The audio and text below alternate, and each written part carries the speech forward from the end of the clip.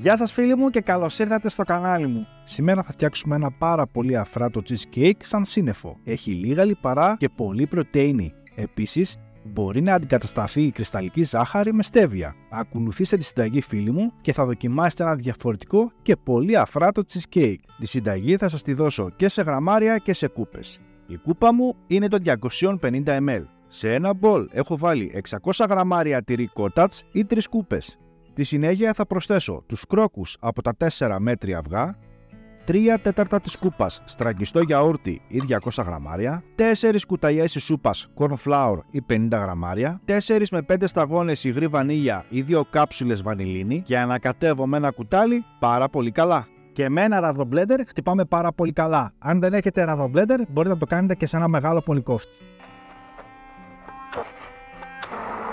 Το μείγμα είναι έτοιμο, οπότε πάμε να φτιάξουμε τη μαρέγκα. Θα χρειαστώ ένα μπολ, θα ρίξω τα σπράδια από τα 4 μέτρια αυγά, μία πρέζα αλάτι και θα ρίξω σιγά σιγά 130 γραμμάρια ζάχαρη κρυσταλλική ή μισή κούπα. Και η μαρέγκα είναι έτοιμη όταν θα γυρίσετε το μπολ και δεν θα πέφτει. Πριν ενσωματώσω τη μαρέγκα θα ρίξω 4 κουταλιές σούπας ινδοκάριδο ή 50 γραμμάρια.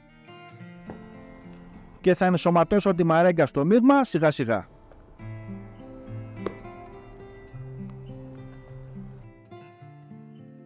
Σε μια 20 φόρμα έχω λαδώσει για να κολλήσει πολύ καλά η λαδόκολλα στον πάτο και στα πλαϊνά. Και θα ρίξω το μείγμα στη φόρμα με μια σπάτουλα σιγά σιγά. Θα χτυπήσω 2-3 φορές τη φόρμα επάνω στον πάγκο για να αισιώσει η επιφάνεια από το μείγμα. Και τέλος, πάνω από το μείγμα θα ρίξω μπόλικο αμύγδαλο φιλέ. Θα ψήσετε σε προθερμασμένο φούρνο στις αντιστάσεις στους 160 βαθμούς για 60 με 65 λεπτά, θα κλείσετε το φούρνο και θα αφήσετε το γλυκό για άλλα 10 λεπτά. Σημαντικό, θα βάλετε τη φόρμα σας κάτω στην τελευταία σχάρα. Έχει περάσει ο χρόνος, το γλυκό είναι έτοιμο, θα τα αφήσουμε να κρυώσει και μετά θα το κόψουμε.